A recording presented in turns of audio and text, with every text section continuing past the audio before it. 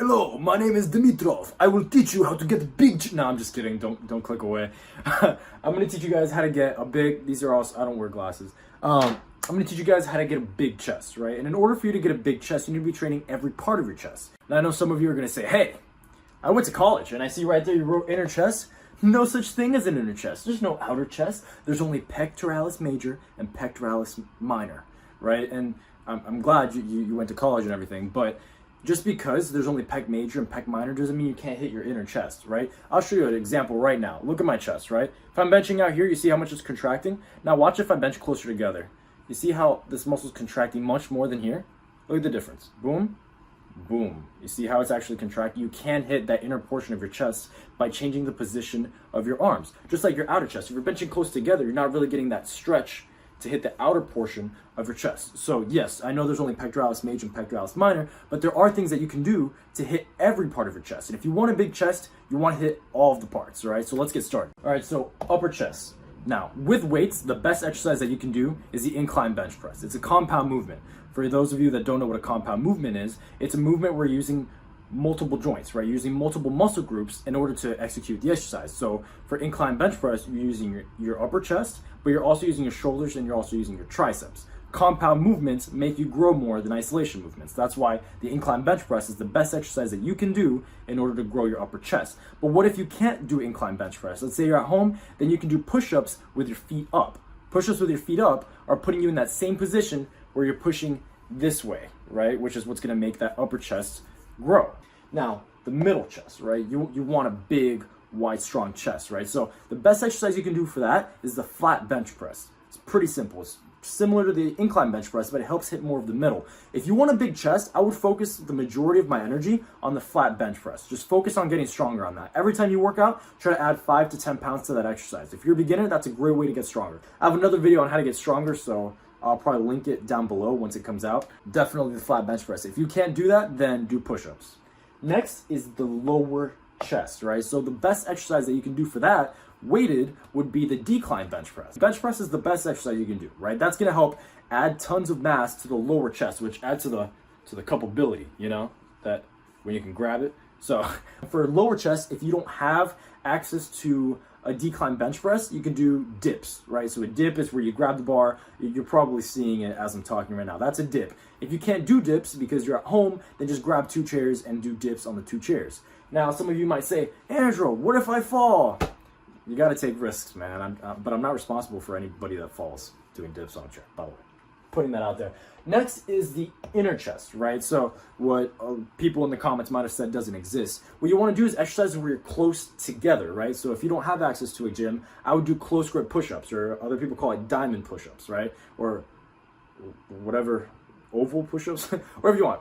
Put your hands close together and do push-ups like that, and really squeeze your chest when you get at the top. When you're here, you want to squeeze your chest, come down, and then squeeze your chest again. You really want to focus on that squeeze to get that nice contraction, right? So that's if you only have body weight. But if you're at the gym, then you can do close grip bench press. That's going to help build your inner chest.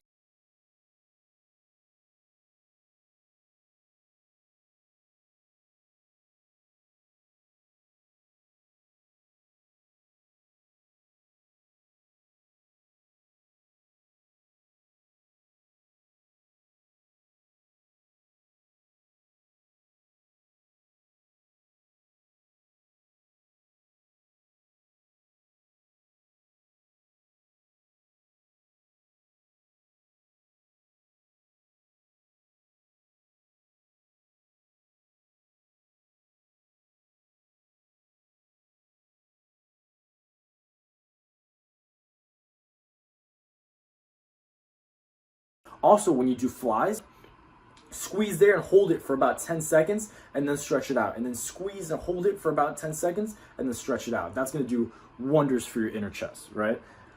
Next is the outer chest, right? So for the outer chest, all you have to do is do an exercise where your chest gets stretched out, like a fly. So just like on the inner chest exercise, you were focusing on the squeeze. On this one, you want to focus on slowly returning the weight back. All right, so whether it's a dumbbell fly or a machine fly, you want to focus on exercises that open up and stretch out your chest so you can really hit those muscle fibers over there.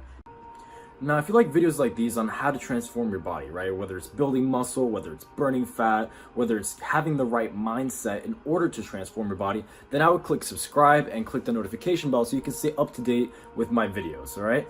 Also, the rest of this video is going to be a vlog. So if you're interested in what it's like for me to build a 6-figure fitness business, then keep watching. You can see what it's like to have a day in my life, you know?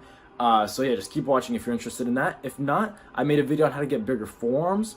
So I'll link to that in the description. You can watch that. And I'm coming out with a bunch of videos on how to get each one of your muscles bigger. All right, so stay tuned.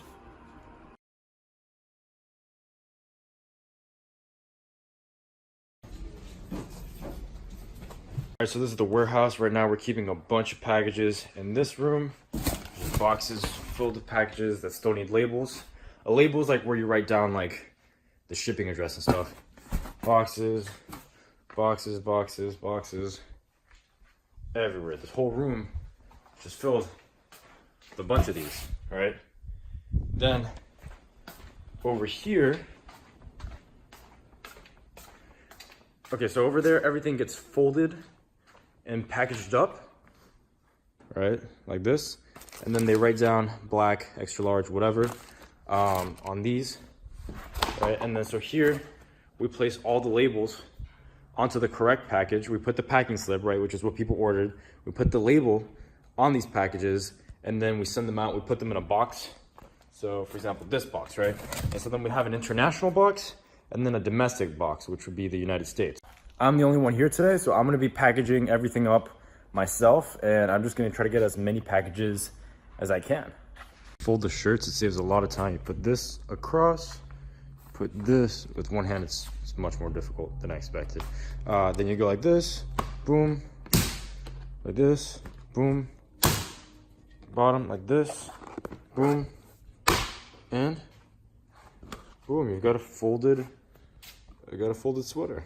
Extremely disorganized, right? We printed out a crap ton of labels. We printed out a crap ton of these papers that match these labels. The issue is that most of these don't match these. So we have to spend a long ass time looking through all of these to see if we can match this. So I have a new solution, right? Which is what I'm doing now, where I print only 25 labels at a time and only 25 papers at a time. And then we match the label to each paper. Pretty easy when there's only 20 to 25, right? Then we match all the shirts to each one. We bag it up and get it in instead of having to sift through hundreds of labels, trying to find the corresponding hundreds of these and shipping out, right? So this makes things much faster. Also, something I'm doing is because a lot of these packages are late, I'm giving these people, first I'm apologizing, but I'm also giving them a lifetime coupon so they can get discounts on my store until they die. And then their grandchildren can use it. So if I get copyrighted for the music in the background, all right, so I decided I'm gonna go to Perkins with my little brother. Sometimes if you stare at the waiter long enough, they'll come and attend you.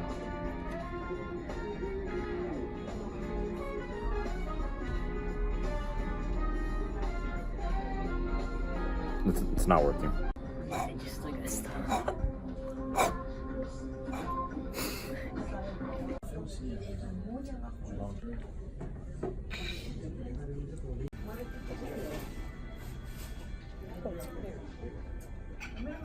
Over every single night, she took my glasses. So cute.